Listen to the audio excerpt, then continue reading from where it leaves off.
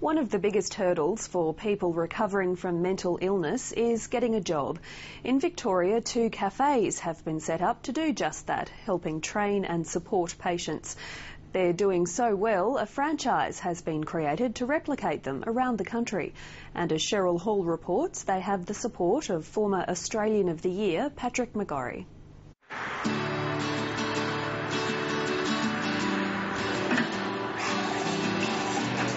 A bit of a blur, some of it. What I can remember was hard yards a few years ago, for quite a while. I used to exist and now I've got a life. Things have turned around and it's been wonderful.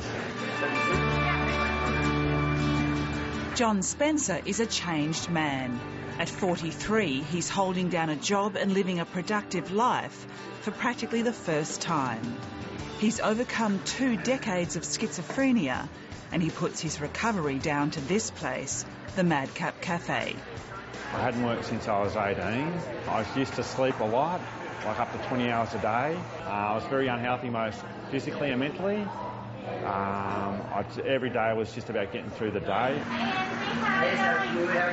John Spencer's life has been turned around by the brainchild of Anthony CHEESEMAN.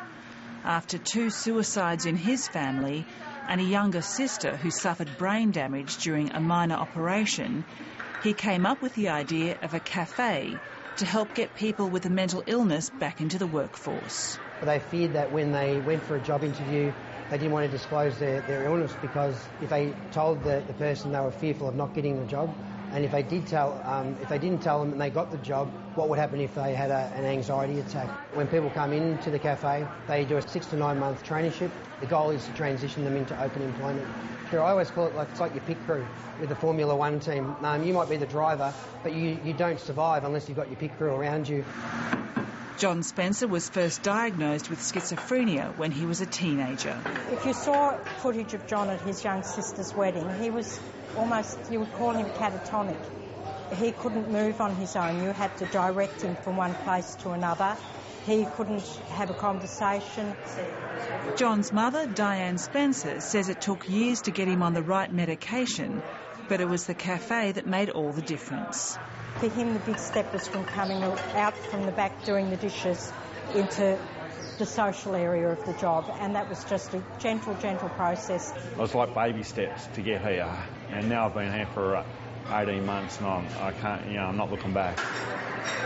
The cafe is a model mental health expert Patrick McGorry would like to see replicated around Australia. It was a real inspiration to meet John last year, and I've been thinking about him ever since, because he's a wonderful example of what could happen for so many thousands more Australians affected by serious mental illness who have been just thrown on the scrap heap of the DSP and on the verge of homelessness, and like John. Patrick McGorry says people with mental illness are marginalised and isolated. Rebuilding their skills is essential. The Madcap Cafe is one avenue, a fantastic example of what could be much more widespread. Most people do tend to recover if they get the right sort of treatment, even with schizophrenia. The boy that we knew was in there has finally been able to come out.